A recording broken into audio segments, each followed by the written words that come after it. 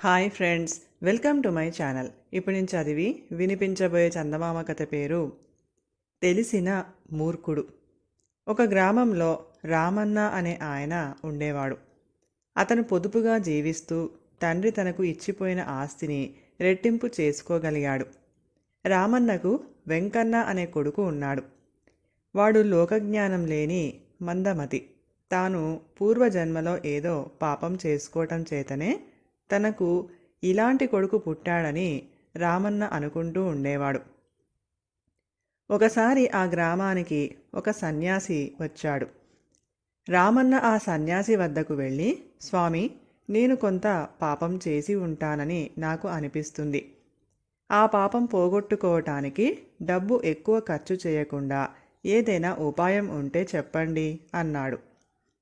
నాయనా, నీకు సూక్ష్మమైన మార్గం చెబుతాను. నువ్వు ఈ ఒక్కరోజు మాత్రం ఎవరు చెప్పినా వినకుండా ఎవరు ఏది అడిగినా ఇచ్చేయి అన్నాడు సన్యాసి. రామన్న వెంటనే ఇంటికి వెళ్ళి తలుపులు బిగించుకొని లోపల కూర్చున్నాడు. ఇంతలో ఎవరో తలుపు తట్టారు. రామన్న గుండెల్లో రాయి పడింది. అతను లేచి వెళ్ళి వణికే చేతులతో తలుపులు తెరిచాడు. తలుపు తట్టినవాడు వెంకన్న. ఏమిటి నాన్న, తలుపులు బిగించుకొని లోపల కూర్చున్నావు, దేనికి అని వెంకన్న తన తండ్రిని అడిగాడు. రామన్న వాడికి సంగతి అంతా చెప్పాడు. వెంకన్న కొంచెం ఆలోచించి, ఈ ఒక్కరోజే కదా, అడవిలో గడిపిరా, అక్కడ నిన్ను ఎవరూ ధర్మం అడగరు, మన సొమ్ము నష్టం కాదు అన్నాడు. తన కొడుక్కు ఇంత తెలివి వచ్చినందుకు ఎంతో సంతోషించి రామన్న ఆ మిట్ట మధ్యాహ్నం వేళ కాళ్లకు చెప్పులు తొడుక్కొని తలకు గుడ్డ చుట్టుకొని గొడుగు వేసుకొని దొడ్డిదారిన ఇల్లు వదిలి అడవికి బయలుదేరాడు.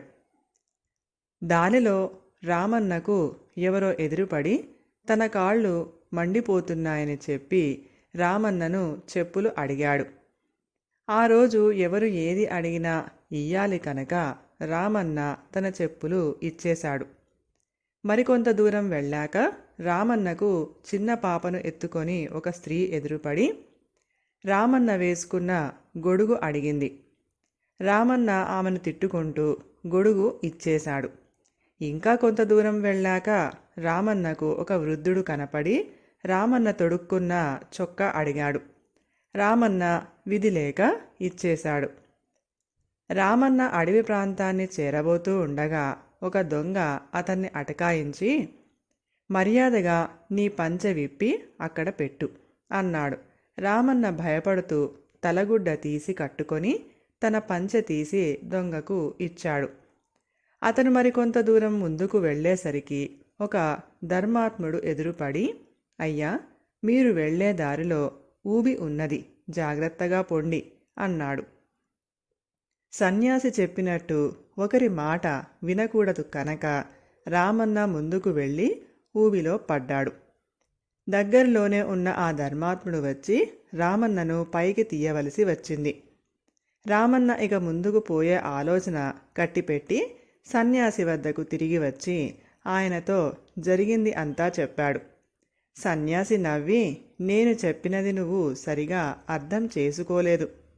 అడిగిన వారికి నీకు తోచినది ఇచ్చేటప్పుడు ఇతరులు చెప్పేది వినవద్దు అన్నాను. ఇకనైనా లోబితనం మానుకొని నీకున్న దాంట్లో ఇతరులకు ఇంత పెట్టావంటే అంతకంటే పుణ్యం ఉండదు అని చెప్పాడు. కథ సమాప్తం. ఈ కథ కనుక మీకు నచ్చినట్లయితే ప్లీజ్ లైక్ చేయండి, షేర్ చేయండి. మరిన్ని మంచి మంచి కథల కోసం మా ఛానల్ని సబ్స్క్రైబ్ చేసుకోండి. Thank you.